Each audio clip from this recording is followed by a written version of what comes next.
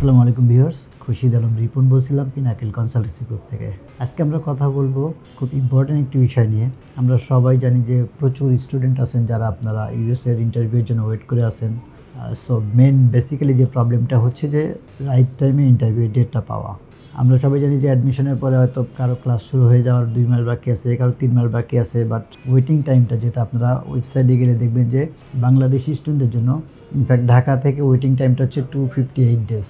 So এই যে প্রবলেমটি, এটা থেকে পরিত্রাণ পাওয়ার কিছু উপায় নিয়ে আমি আলাপ করব। কী স্টেপ আমরা নিতে পারি ইন্টারভিউ পাওয়ার জন্য। প্রথমেই আমরা যেটা করতে পারি সেটা হচ্ছে যে আপনার ক্লাস যদি এরকম হয় যে 1 মাস বা 1.5 মাস বাকি আছে আপনার ক্লাস স্টার্ট হইতে, সেক্ষেত্রে আপনি ইয়ার রিকোয়েস্ট, যেটা ইমার্জেন্সি রিকোয়েস্ট করতে পারেন। ইমার্জেন্সি রিকোয়েস্ট করলে নর্মালি অনেক ক্ষেত্রে অ্যাপ্রুভড হয়। অ্যাপ্রুভড হইলে কিন্তু কুইকেস্ট একটা ডেট পাওয়া যায়।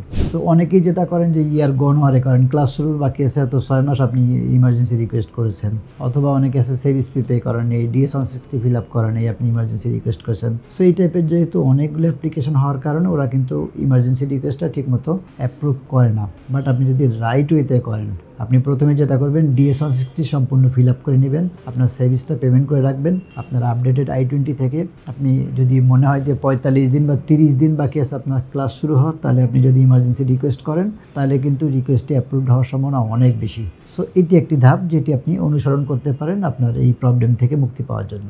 সেকেন্ড যে প্রসিডিউরটি বলবো, সেখানে আপনার একটু ডেডিকেশন বেশি থাকতে হবে। নর্মালি যেটা করতে হবে যে DS ফিল আপ করার পরে, এম্বাসি ফি দেওয়ার পরে, সার্ভিস ফি পে করার পরে আপনি যে ডেটটা পান সেটা হইতে পারে যে 1 বছর পরে বা 1.5 বছর পরে বা 6 মাস পরে, যে কোনো একটি ডেট আপনি পিক করবেন। মনে রাখতে হবে ডেট কিন্তু আপনি বারবার চেঞ্জ করতে পারবেন না। সর্বোচ্চ 3 বার আপনি ডেটটি রিশিডিউল করতে পারবেন। 3 বারের বেশি যদি রিশিডিউল করেন সেক্ষেত্রে কিন্তু ভিসা ফিটি আপনার ইনভ্যালিড হয়ে যেতে পারে বা এক্সপায়ার হয়ে যেতে পারে এবং আপনাকে আবার ভিসা ফি পে করা লাগতে পারে। সো খুব কেয়ারফুলি করবেন। ভিসা ফি দেওয়ার পরে প্রথমে একটি ডেট আপনি সিলেক্ট করবেন, এরপরে আপনি কন্টিনিউয়াস ট্রাই করবেন রিশিডিউলে ভালো বা এক্সপেক্টেড একটা ডেট পাওয়ার জন্য।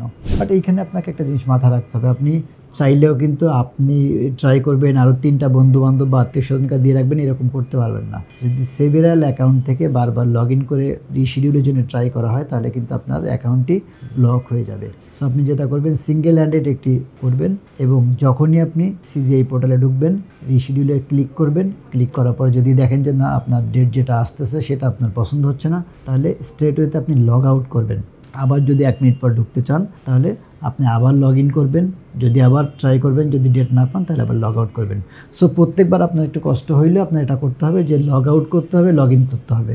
না করে যদি আপনি রিফ্রেশ বাটনে ক্লিক করেন বারবার, তাহলে কিন্তু 3 বার যদি এরকম রিফ্রেশ করেন লগ আউট না করে, সেক্ষেত্রেও কিন্তু আপনার অ্যাকাউন্টটি ব্লক হয়ে যাবে। সো এটি একটি ধাপ। আমরা অনেক ক্ষেত্রে দেখেছি, আমাদের অনেক স্টুডেন্ট আছেন যারা হয়তো রাত 2টার সময়, অনেকে লেট দেরি করে ঘুমান বা অনেকে সকালবেলা ওঠেন।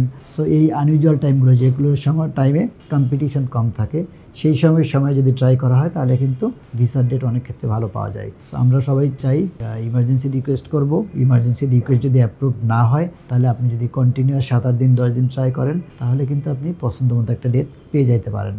3 নম্বর যে অপশনটি আলাপ করব, আমরা সবাই জানি যে বাংলাদেশি আমরা আমাদের ঢাকাতে আমরা ইন্টারভিউ দেই US এম্বাসিতে, বাট আমরা চাইলে কিন্তু পাশাপাশি অন্য কোনো ডেস্টিনেশনে, আমি আপনার কিছু ডেস্টিনেশন আমরা সাজেস্ট করছি, যেটি হচ্ছে ব্যাংককে যদি আপনি ইন্টারভিউয়ের জন্য ভিসা ফি জমা দেওয়ার পরে অ্যাপয়েন্টমেন্ট ট্রাই করেন তাহলে তাদের ওয়েটিং টাইমটা হচ্ছে মাত্র 8 দিন।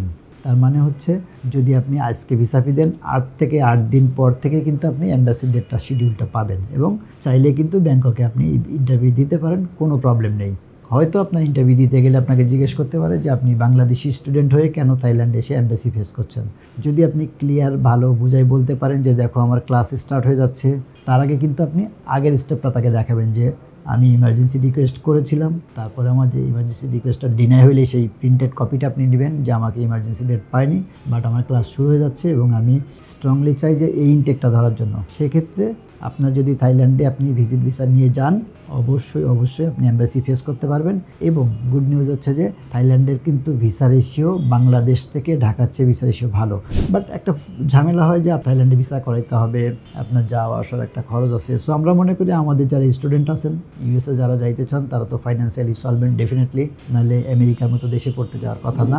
সো থাইল্যান্ডের মতো একটা সুন্দর দেশ ঘুরে আসবেন, পাশাপাশি ভিসা রেশিও ভালো, আপনাকে লম্বা টাইম ধরে ওয়েট করে থাকতে হবে না। So it can be another good option. অথবা পাশাপাশি যদিও ভিয়েতনামের ভিসা রেশিও আরও ভালো থাইল্যান্ডের চেয়ে, সো ভিয়েতনামে এখন মনে হয় বাংলাদেশিদের ভিসা একটু কম হচ্ছে, এই জন্য আমি সাজেস্ট করছি না। বাট যদি ভিয়েতনামের ভিসাও যদি আপনার থাকে, আপনি কিন্তু ভিয়েতনাম, থাইল্যান্ড এগুলোতে আপনি কিন্তু এমবাসি ফেস করাইতে পারেন। বাট সবাই মাথা রাখবেন যে যদি আপনি এই এমবাসিগুলো ফেস করতে যাইতে চান তাহলে আপনাকে নর্মাল প্রিপারেশনের বাইরে আরেকটু এক্সট্রা প্রিপারেশন নিতে হবে। কারণ আপনি গেলে আপনাকে প্রশ্ন করবে যে আপনি তো বাংলাদেশ স্টুডেন্ট, আপনি ঢাকায় ট্রাই না করে এমবাসি ফেস না করে আমাদের এখানে কেন আসছেন। তখন যদি আপনি লজিক্যালি এক্সপ্লেন করতে পারেন তাহলে কিন্তু এই যে একটা দেশের সিটিজেন হয়ে আরেক দেশে এমবাসি ফেস করছেন এটা কোনো প্রবলেম নেই। বাট আপনার ভিসা রেশিও যেহেতু এগুলো চেয়ে এখানে ভালো, ভিসা রেশিও ভালো থাকবে এবং অ্যাট দ্য সেম টাইম আপনার কিন্তু ট্রাভেল হিস্ট্রি একটা বেড়ে গেল। সো যখন আপনার থাইল্যান্ডে আপনি ভিসা করাবেন, DS-160 ফিল আপ করবেন, থাইল্যান্ডে ভিসা করান, থাইল্যান্ড বা ভিয়েতনামের ভিসা করানোর পরে যাতে আপনি লিখতে পারেন যে আপনি ট্রাভেল হিস্ট্রিতে একটা কান্ট্রি অ্যাড করতে পারেন। আমাদের কাছে আরও কিছু ভালো অপশন আছে। আমাদের কিছু ইউনিভার্সিটি আছে যারা আমাদেরকে বলেছে যে যদি আমাদের কোনো স্টুডেন্ট থাইল্যান্ডে যে এমবাসি ফেস করে তাহলে যদি সে ভিসা পায় তাহলে তার থাইল্যান্ডের ভিসার যে খরচটি হবে, থাইল্যান্ডে যাওয়া আসার যে খরচ হবে, ভিসা পাইলে $800 পর্যন্ত তারা আমাদের টিউশন ফি সাথে অ্যাড করে দিবে। সো এই অফারটি যদি আপনি ডিটেলস জানতে চান তাহলে আমাদের ফিজিক্যালি আমাদের অফিস ভিজিট করতে হবে এবং আমাদের কাউন্সিলরের সাথে কথা বলতে হবে।